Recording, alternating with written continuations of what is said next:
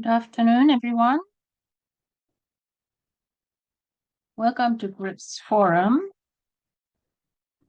Just want to check if our guest today is here. Francois, are you there? Could you turn on the camera, please? Good. Right. Nice to see you. So, welcome to GRIPS Forum. My name is Yoko Iwama, professor of the National Graduate Institute for Policy Studies, GRIPS. I will be serving as the moderator today. GRIPS Forum aims at informing policy debates by inviting leaders in various fields. It is a public event and at the same time gives student opportunities to join and benefit from the lectures and discussions. Today, we will think together about China's energy future and the role of nuclear power with a wonderful guest speaker, Dr. Francois Morin. It's a very exciting topic for many reasons. I mean, China energy is a huge task that lies ahead of us, and it affects international relations in many ways. Just where does China buy its energy from, and so on.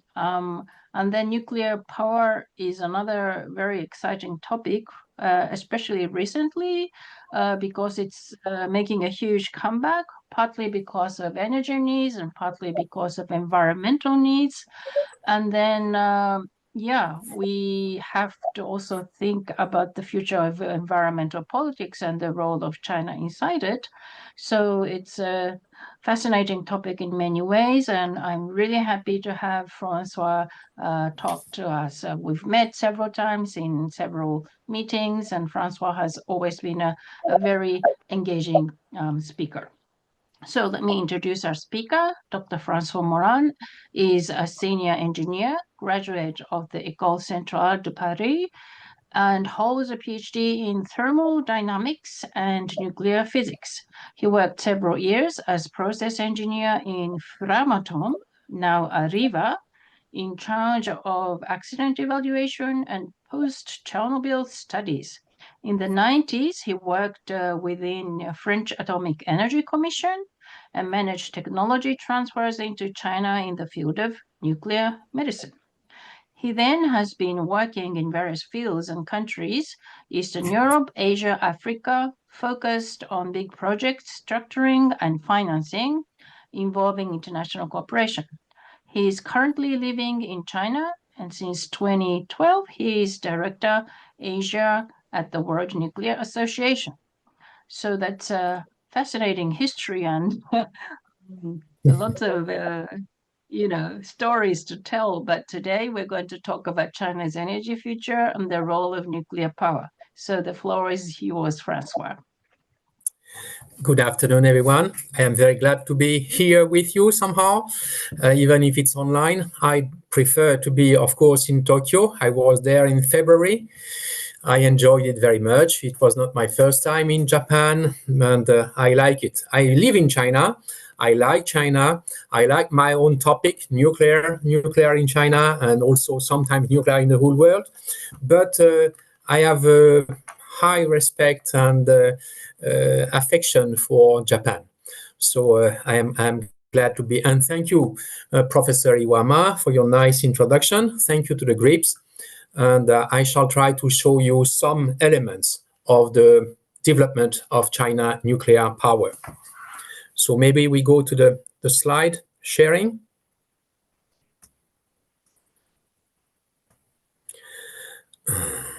One second. If there is a problem, you let me know.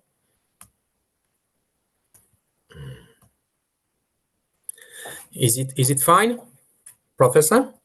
Can you see it? The screen? Yes, it's perfectly fine. Yeah.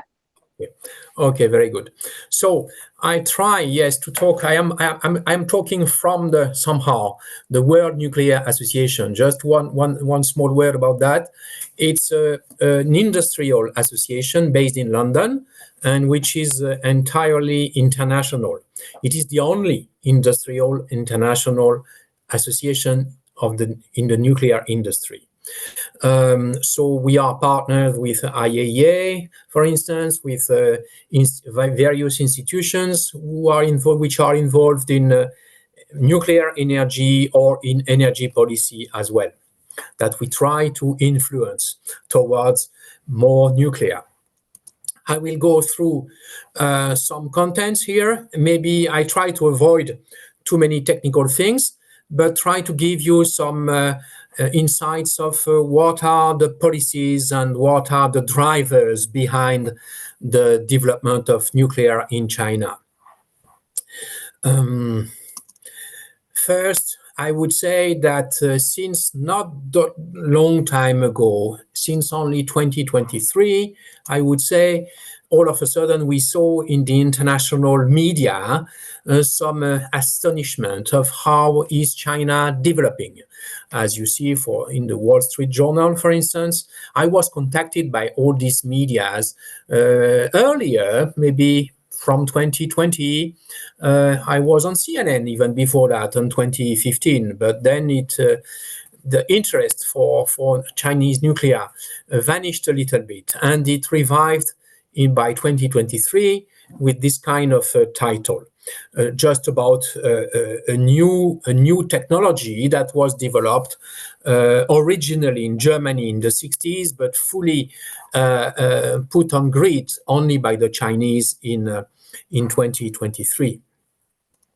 We have, of course, also around this kind of news, a lot of enthusiasm, I would say, about the various Chinese technologies, like the very small reactors based on very new technologies, like the first SMR in the world, which is the ACP-100 made by China in southern China, still not connected, but maybe connected to the grid by the end of this year.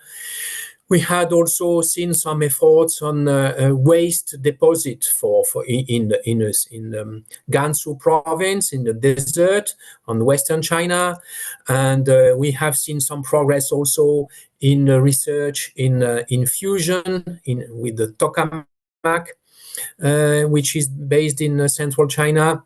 And of course, a new evolution in the law regarding nuclear safety in China, and the whole system which tries to include nuclear into the energy mix and energy concerns in the Chinese government.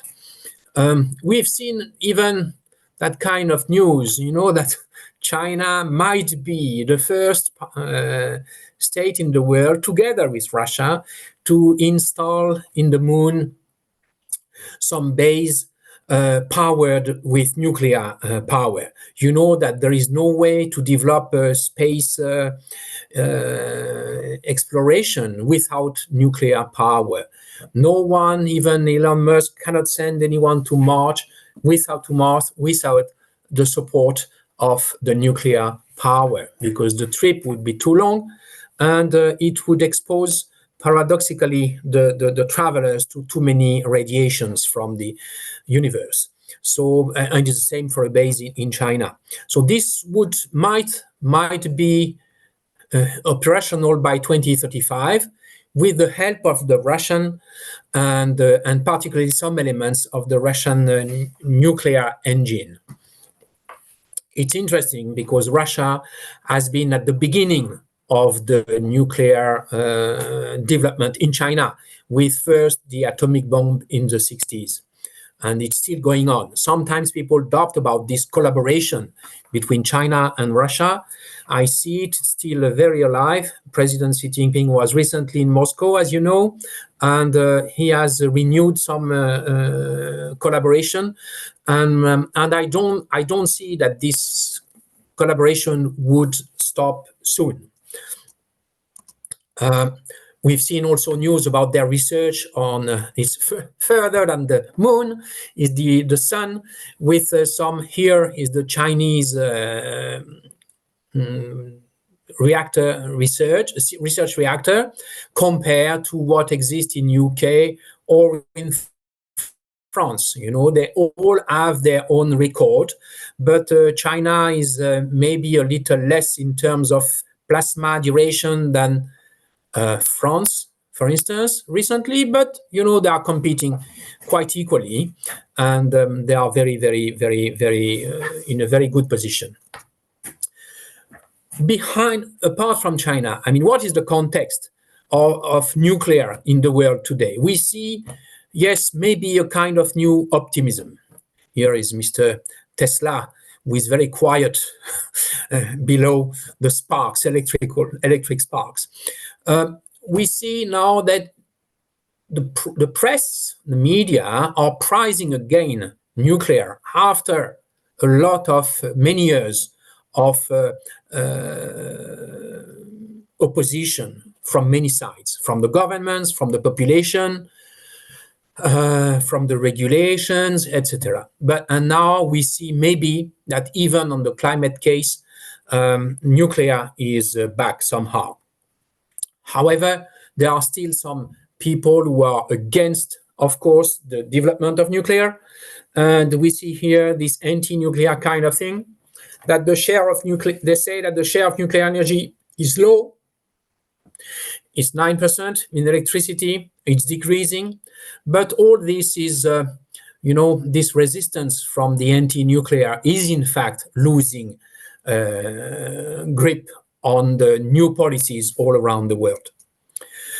Why? Because mainly of two drivers. One is the electricity in primary energy, which represent today maybe 20%, and which could reach between, you see the range is very large, but between 26 and 40% in 30 years from now, 25 years from now. So we don't know exactly the slope here, but for sure electricity by itself will increase, electricity use. That makes sense because electricity is useful for light, for heat and cooling. You see, here is inside China, from oven to microwave in the same place. It's useful for automation and for transport. In China, particularly with the development of the new high-speed trains. And of course, as we are using it now for internet access and many other uses.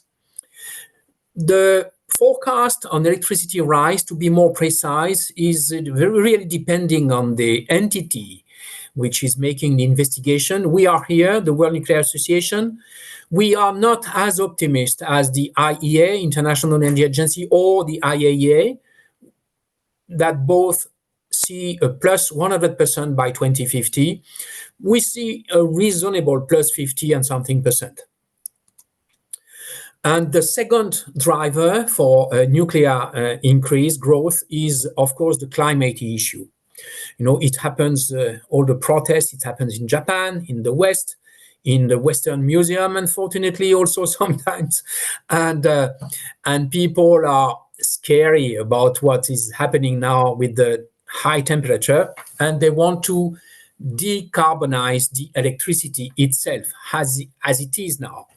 So increase of electricity and decrease of existing electricity are the two main drivers that support the growth of nuclear electricity.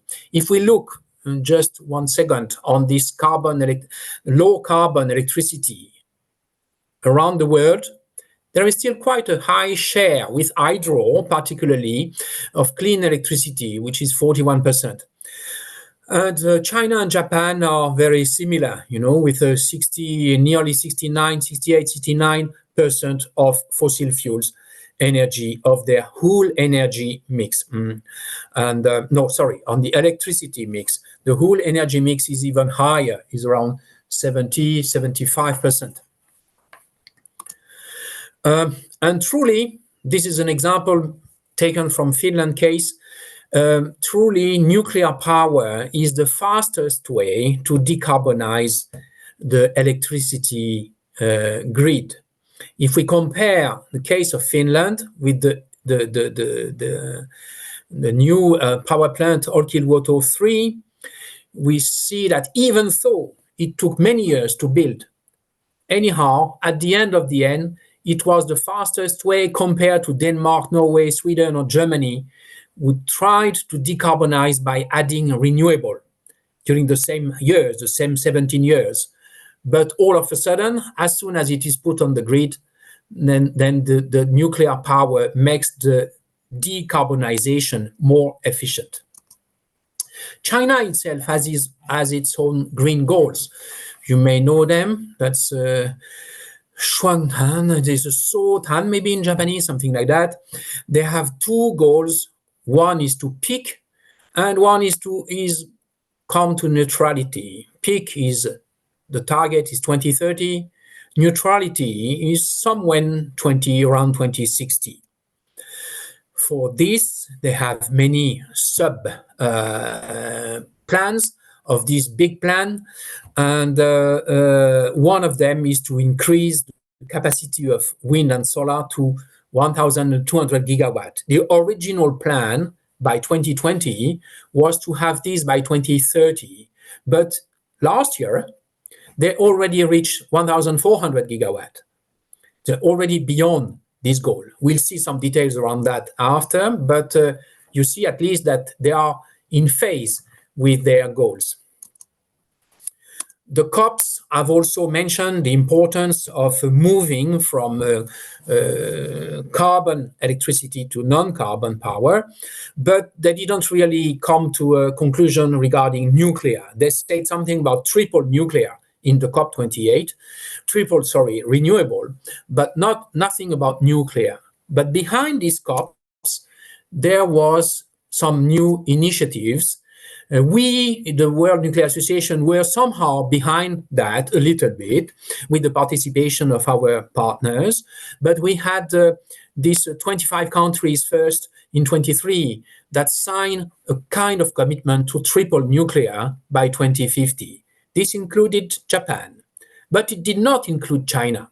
China nor Russia, they were not in that plan, even though honestly, China is probably the most reliable country in terms of tripling nuclear by 2050. My guess is that they will not triple, but they will multiply by 4.5 to 5.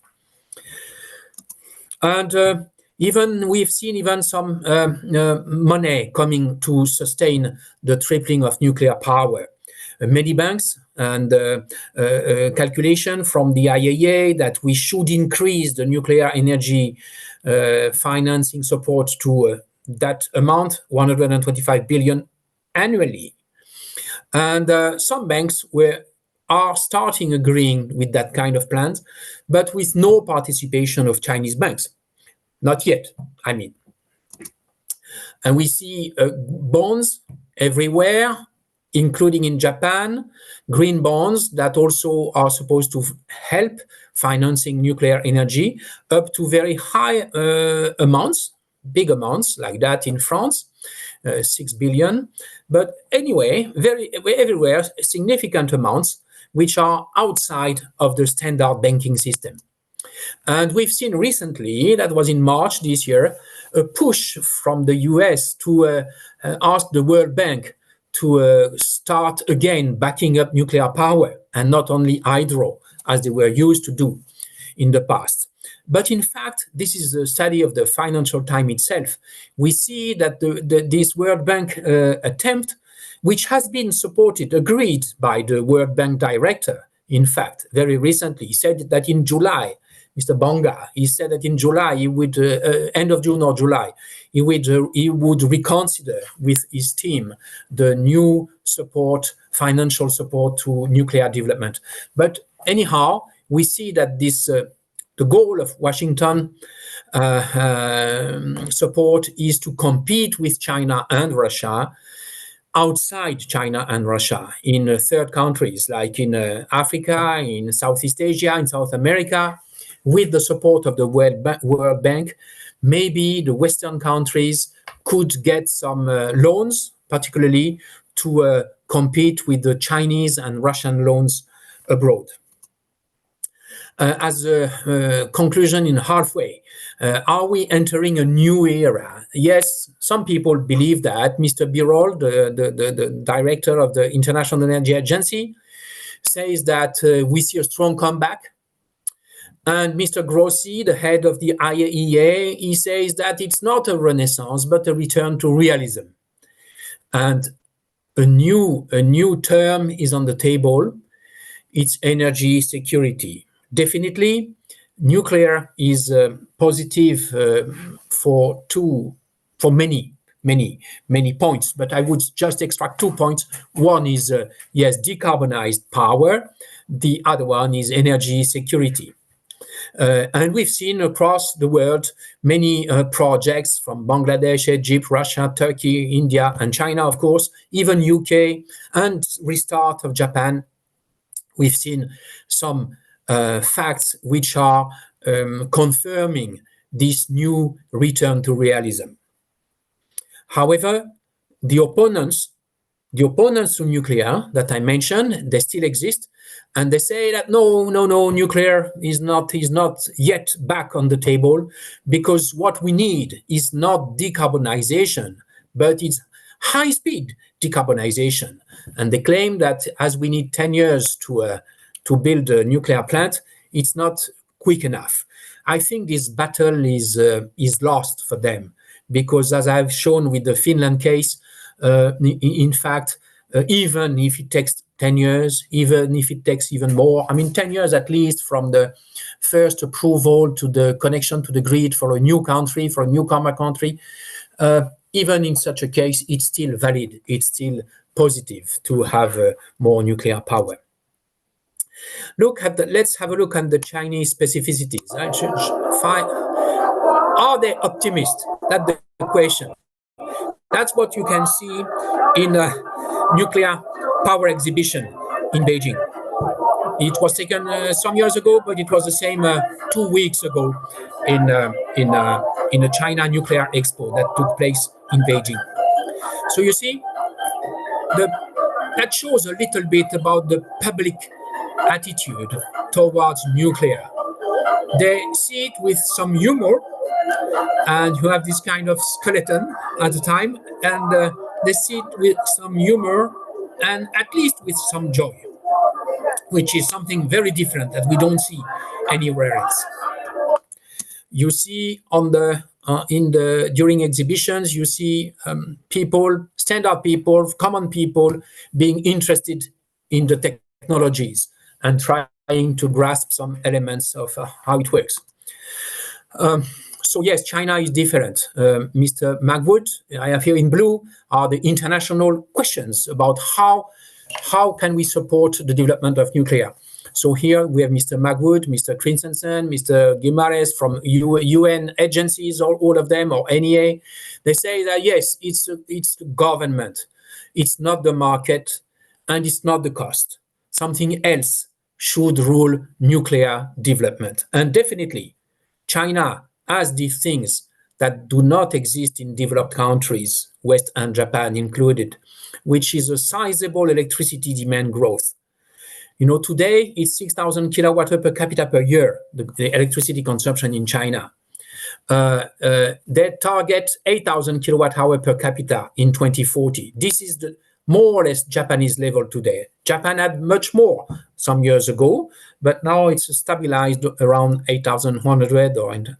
And Japan had this consumption, I think, in 1990, yes. So they have this sizable demand, and they have a long-term policy through specific financing means. Regarding electricity demand, I have said that it will increase, but is this reliable? Yes, it is, because you have this. I've set here this chart of electricity following more or less GDP, sometimes higher, like this year, sometimes below, like in 2015, but more or less following GDP, which makes sense. Last year, the GDP grew in China by 5%, electricity a little bit more, by 5.7%. And you see that if we apply this 5.7% over the next 10 years, we should have from 61 gigawatt today up to 100 gigawatt in 2035, which is in fact below the target. So Chinese have to make more effort to develop nuclear than just follow the blue line electricity. They have to increase the power capacity as the renewable are doing. It's why the figure is quite high here. They have to increase it by more than 5.7%, which is possible, particularly because there are new electricity consumption. We have all heard of that, the fast-growing data centers consumption that might represent up to 25% in 2030. I doubt that. I think these figures are a little bit too high. But if we look at the Chinese case, the Chinese themselves have projected they might consume up to 400 to 600 terawatt hour by 2030, just dedicated to data centers and internet in general. And what is the nuclear production? What will it be in 2030? It will be the same. It will be in this range. It will be close to 600 terawatt hour. This means that whatever they do for developing nuclear, somehow the grid itself will increase just for the sake of data centers. Now let's go to the center of the topic, which is the reactors in China. As I have stated, they have 61 gigawatt operational, 58 units, plus a lot under construction and other ready to start. You see, they are all along the coast. Only in the coast. They're very important. You have plants like this one, Yangqiang in the south, which has, you see, 6 reactors. Diabei, 6 reactors. The biggest one is Xinshan, south of Shanghai, which has 9 reactors operational. And all the others are under construction, but they are all targeting 6 reactors average per site, which means that they could realize their forecast if they fill up all these sites with new reactors. They could go to 150 gigawatt in 2035 with this one plus this one plus this. If we compare with the rest of the world, we have, you see, 13% of the capacity of the reactors is in China, and 45% of the construction are in China. They have also the very new fashionable SMR models, they have 11% of them, and they are also building fast breeders that are operational in Russia and in China are in construction. So they will soon be the only 2 countries having fast breeders in the world. There were some in France before the 2002. There were existing fast breeder, but it was shut down, and there were projects which were paused also. There is one project in Japan for that. And also, important element, as the reactors in the rest of the world are 31 years old, the Chinese ones are young.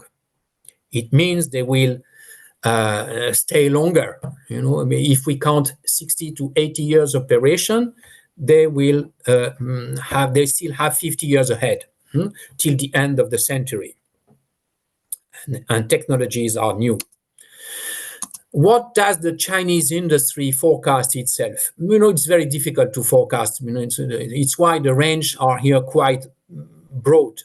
Dr. Zhang, who is a nuclear director of the SPIC company, he says that we could expect 15% of the mix made by nuclear reactors in China.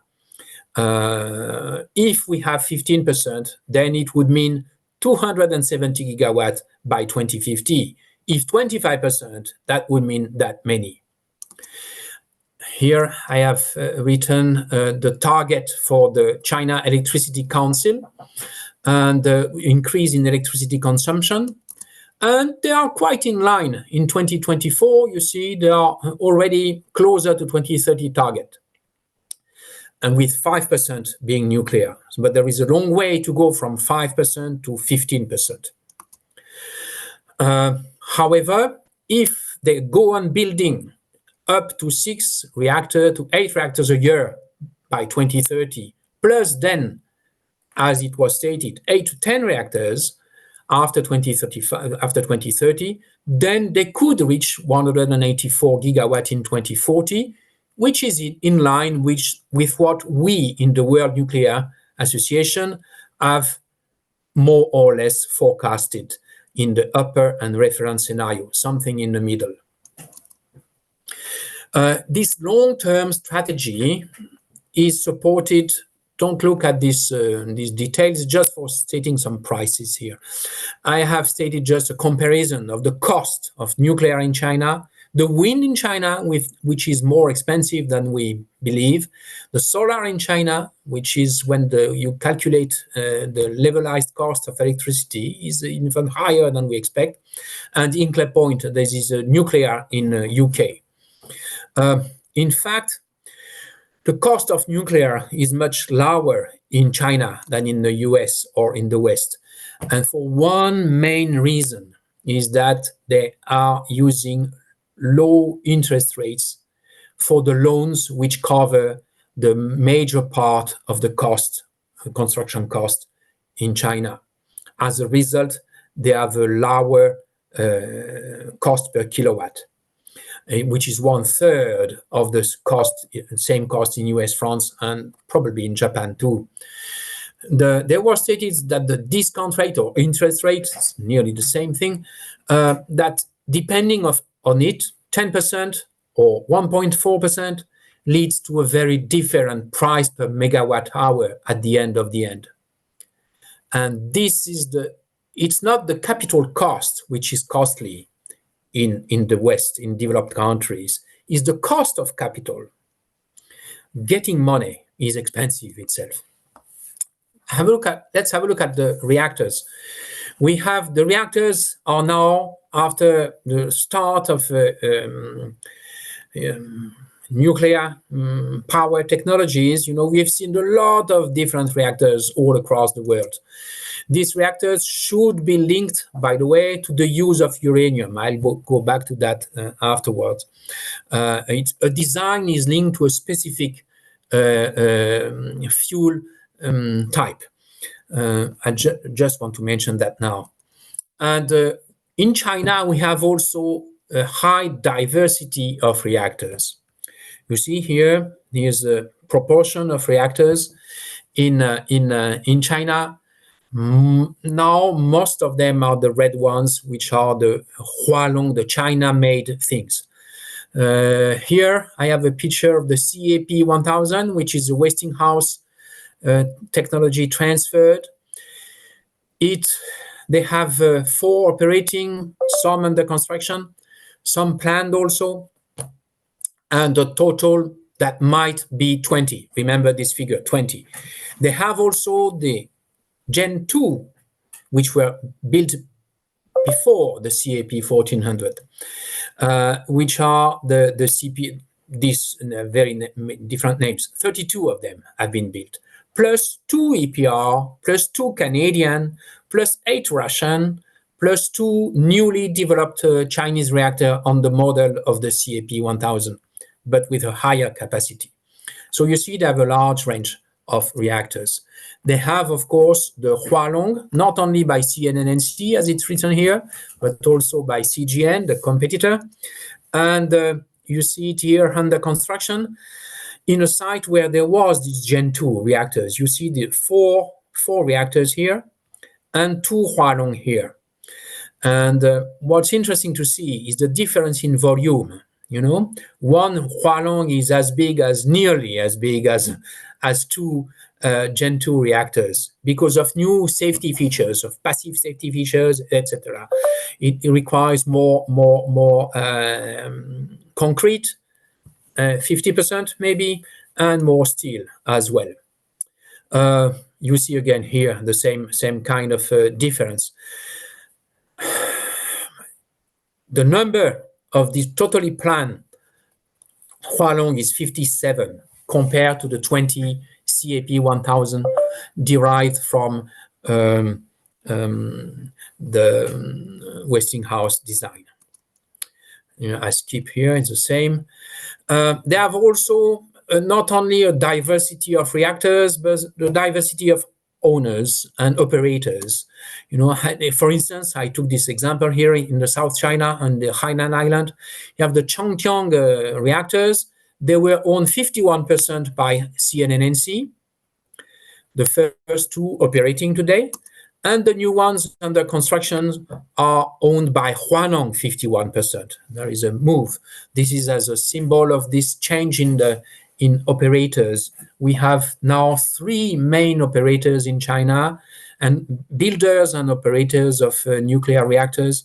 SPIC, CNNNC, CGN, the three main, plus Huanong, which is operating, which will be operating this one, and is operating a high temperature reactor in eastern China. And here there will be the small SMR in the south of these two elements. The cost here has been stated to compare the older generation existing in China and leading to an average cost per kilowatt, which has this in USD, this difference with Japan. Approximately, the figures are all approximate, of course. So it's much cheaper in China than anywhere else.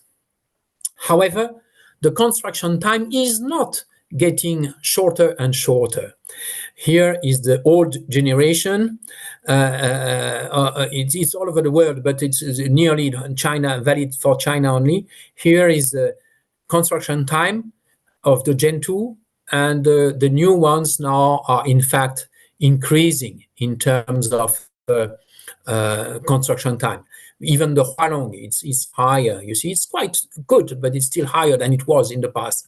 It's increasing at least. But we can believe that because they are the first one to be built, and that soon they will go down to the same level as these units.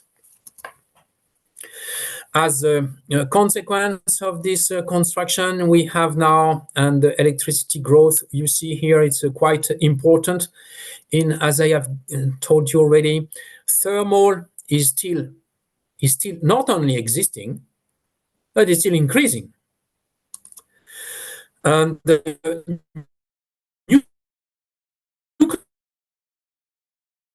nuclear is growing slowly, low share of electricity plus solar together. However, we'll see what it means. First, we should see locally what it means locally. Locally in the provinces, not nationally. The nation is very big, but locally you have these provinces having nuclear reactors. They are all very big in terms of inhabitants. You see, the population is 1 million, 100 million, or 80 million, or 50 million. So they are as big as countries and have share of nuclear power, which is already quite high. I mean, higher than UK, for instance, or higher than some countries, nuclear countries. And wind, of course, to compare, is also high in some places, but in inhabited places, in empty places, somehow empty, compared to this eastern part. If you look at the capacity evolution, the nuclear is now, yes, above 60 gigawatt. And of course, wind and solar, as I said, are much higher, totaling 1,400 gigawatt. However, when you look in details at what it means in terms of operation, solar is in fact not 3.5 hours as it's claimed to be by these figures, but it's only 1.6 hours a day. And the real wind is also lower than expected. So it means what? It means that they are building very fast solar and wind, but with low efficiency in terms of production. This, I will skip that. This also, yes, I will go to the level of authorization, new authorization in China, given by the State Council. In 2022, I have the names here, but you don't care much about the names, 10 new authorization. In 2023, 10 new authorization. This year, just weeks ago, again, 11 authorization. So altogether, that makes 31 new authorization. The constructions are not fully following this speed of authorization, but still we have had a lot of FCD since 2022. Since we have had more than since 2019, we have had plus 30 new constructions. So it takes some time to jump from this to this, but it will happen. Now, before Fukushima accident, the plan was to build not only on the coast, but all across China.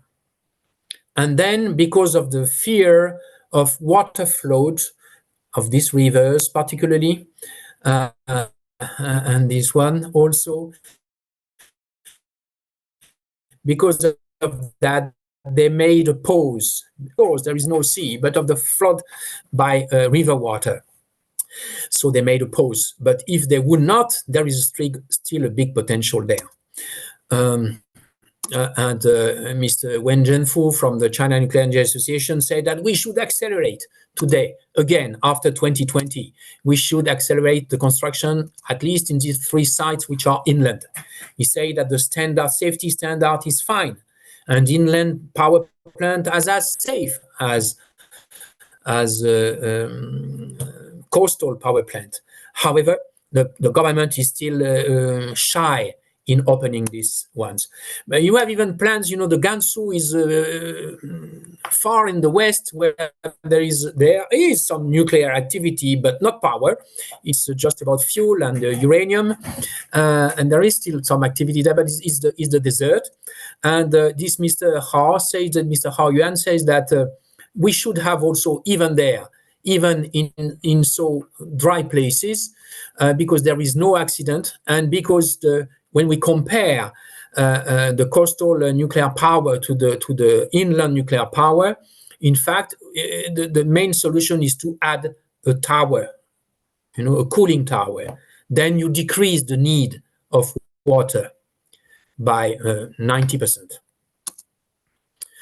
I want to emphasize, a few aspects in nuclear development in China, which is the heating, using the heat generated by the reactors, and using it for residential purpose.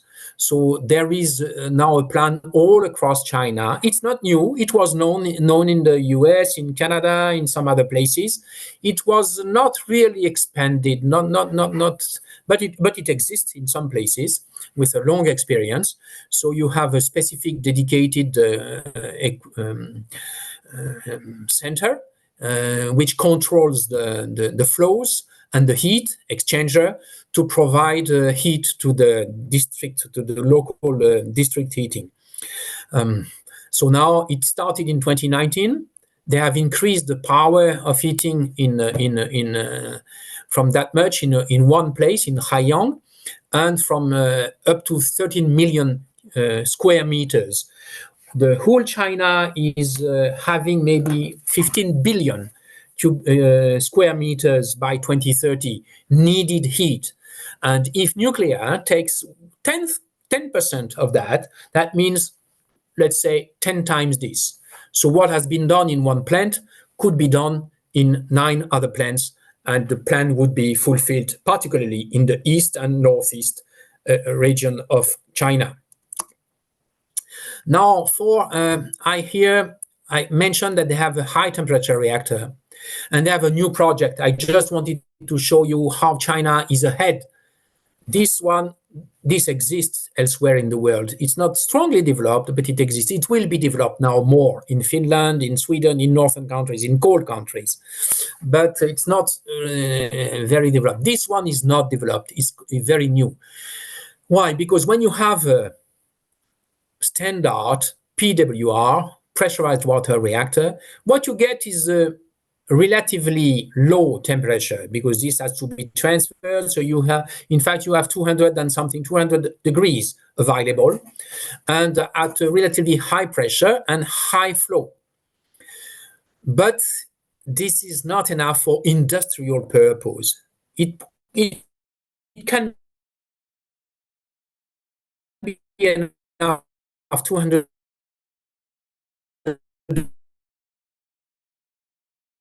degrees for heating district, 1 degree per kilometer, but you still have some available heat.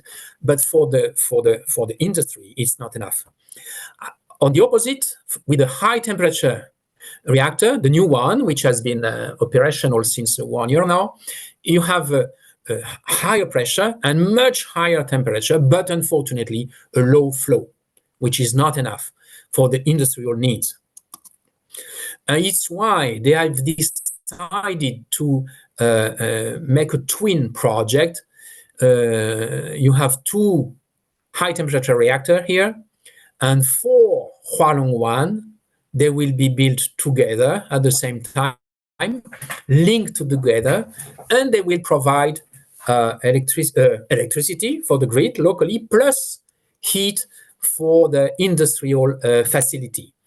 You have this high temperature reactor plus this standard reactor, leading to what? The result is here: high enough temperature for beyond 400 degrees and high flow, which is what a chemical plant needs, more than 6,000 tons per hour.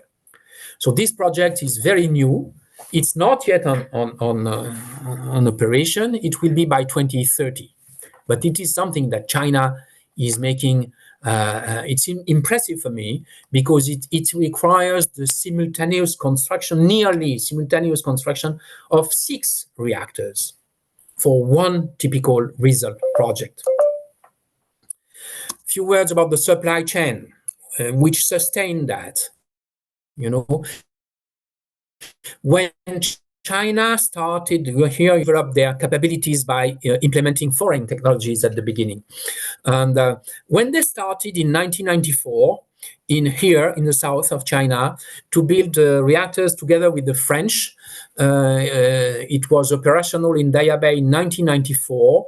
The French engineer told me that the Chinese part was 2%, even concrete, and still had to be imported from abroad. And now the Chinese content is, the last I saw was for the ACP100, the Chinese content is 98%. So all the companies like Dongfang Electric, but not only, Shanghai Electric and others, they started to build all equipments, and very heavy equipment, including the pressurized vessel, which is the core of the reactor. You see here other companies like Harbin Electric, Shanghai Electric, and they enabled the increase of the localization rate. Here I have some names, and you see that sometimes it's 80%, 79%, 60%, and for new ones like Sanmen and Haiyang, it's lower. This is the Westinghouse project.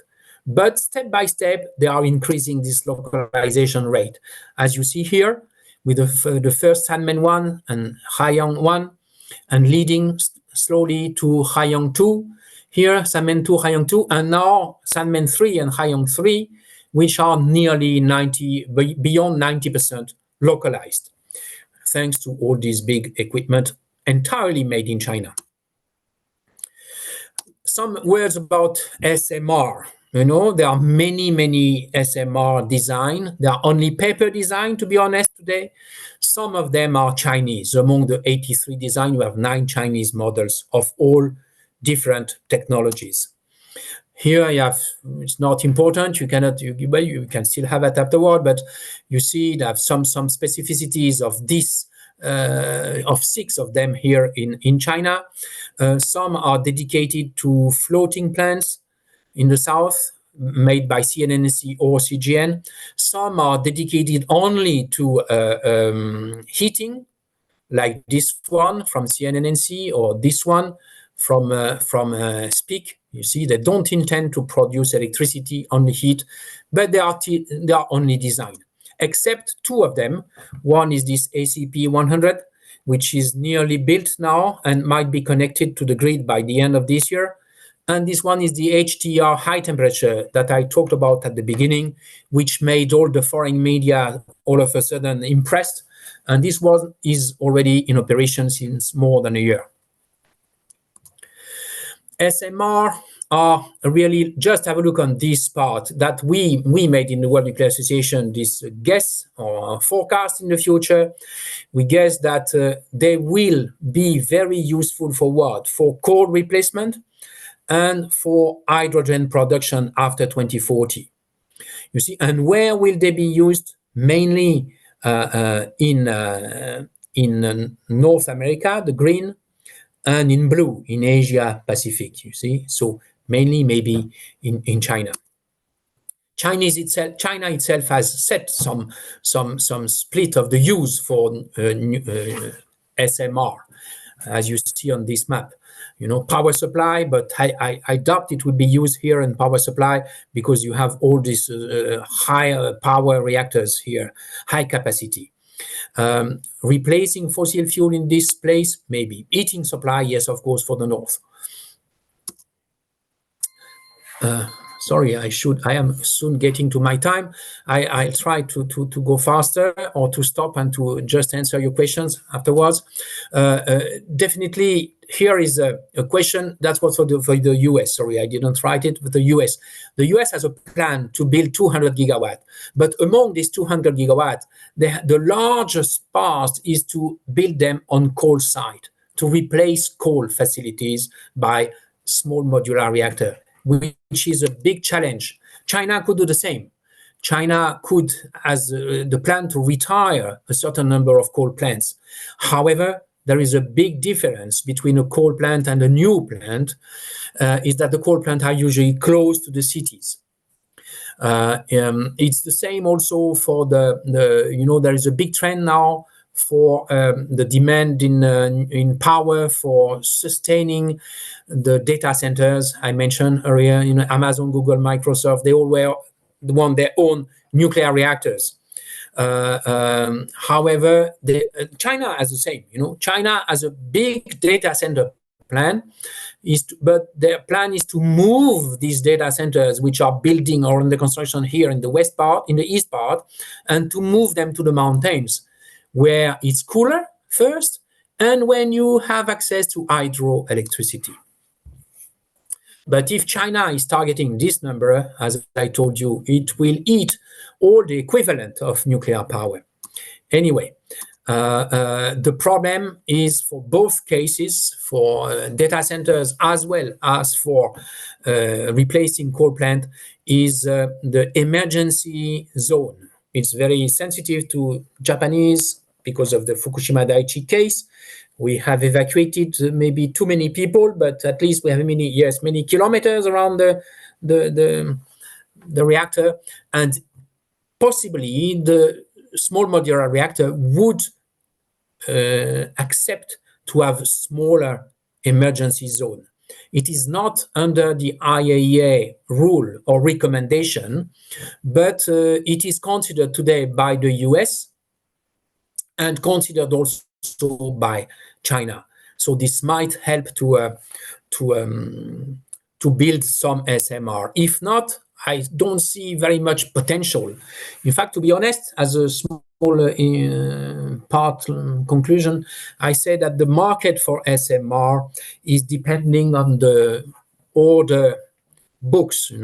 If the order books is full, then you can start building a lot together.